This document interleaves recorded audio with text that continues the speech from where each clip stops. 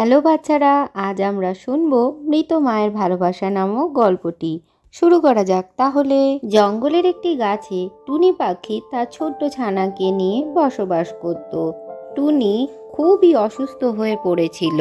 টুনিকে অসুস্থ হতে দেখে তার ছোট ছানাটিও খুবই ভয় পেয়ে যায়। মা, তোমার কি এমন হলো যে অসুখ কোনোভাবেই সারতে চাইছে না?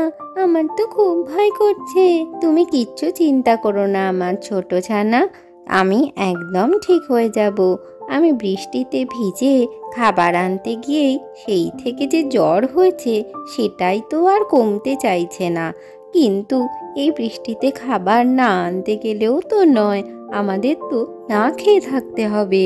তারা দুজনে যখন এই সমস্ত কথা বলে তখন সেখানে নীল পাখি এসে হাজির হয় কিছু ফলমূল নিয়ে।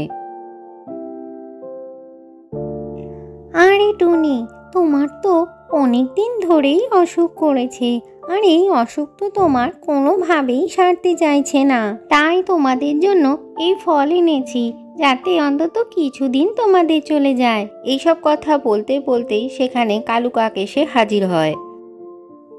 আরে টুনি, আমিও তো শুনলাম তোমার খুব অসুখ করেছে, তাই তো দেখতে আসলাম। আর আমি যতদূর শুনলাম এই অসুখ তো সারছেও না সহজে। ঠিক আছে কালু কাক, তোমাকে আর এই সমস্ত কথা বলতে হবে না। চলো এবার এখান থেকে, টুনি ঠিকই সেরে যাবে। হ্যাঁ মিনু মাসি, আমারও খুব চিন্তা হচ্ছে। আমার কিছু হয়ে গেলে আমার এই ছোট ছানাকে কে দেখবে? তুমি একদম চিন্তা করো না টুনি, তুমি ঠিক হয়ে যাবে। এই বলে টুনি আর কালু কাক সেখান থেকে চলে যায়। এদিকে রাত হওয়ার সাথে সাথে জঙ্গলে বৃষ্টির পরিমাণ অত্যন্ত বাড়তে থাকে। এদিকে টুনির অসুস্থতাও বাড়তে থাকে।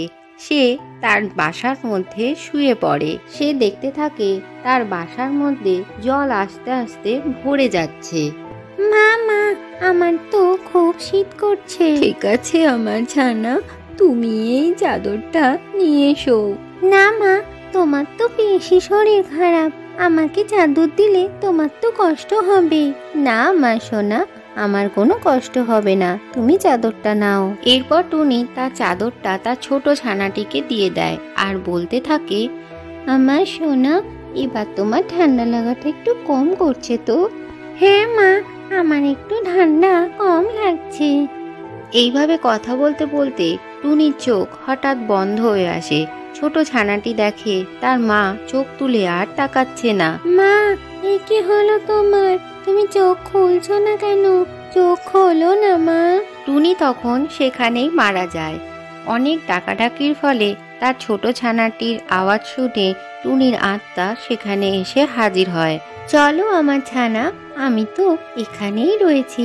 আমরা এখন মিনু মাসির বাড়ি যাব, আমার সাথে এসো।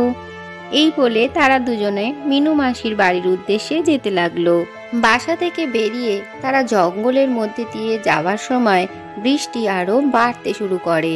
তখনই গাছের মধ্যে বসে থাকা একটি চিল তাদেরকে দেখে ফেলে আর সে বলতে থাকে, আরে, এই বৃষ্টির মধ্যে দুটো পাখি দেখতে পাচ্ছি। এই দুটোকে শিকার করতে পারলে আজকের মতো আমার খাওয়া হয়ে যাবে। যাই, দুটোকে ধরে নি। এই বলে চিল তাদের পেছনে ধাওয়া করে। টুনি আর টুনির ছানা যখন জঙ্গলের মধ্যে দিয়ে যেতে থাকে তখন চিল এসে সামনে দাঁড়িয়ে পড়ে। এরপর চিলের সাথে টুনির একটা ভীষণ যুদ্ধ শুরু হয়ে যায়। টুনি নিজের শক্তি বলে চিলকে একেবারেই হারিয়ে দেয় আর সে নিচে পড়ে যায়। এরপরে টুনি আর টুনির ছানা উঠতে উঠতে মিনু মাসির বাড়ির কাছে গিয়ে পৌঁছে যায়।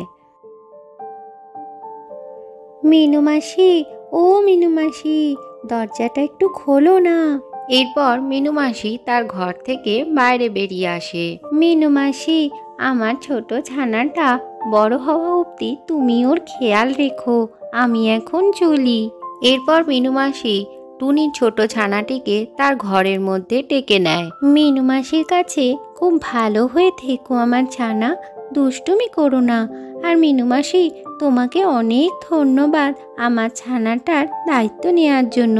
এই কথা বলে টুনি উড়ে যায় এবং আকাশে গিয়ে মিলিয়ে যায়।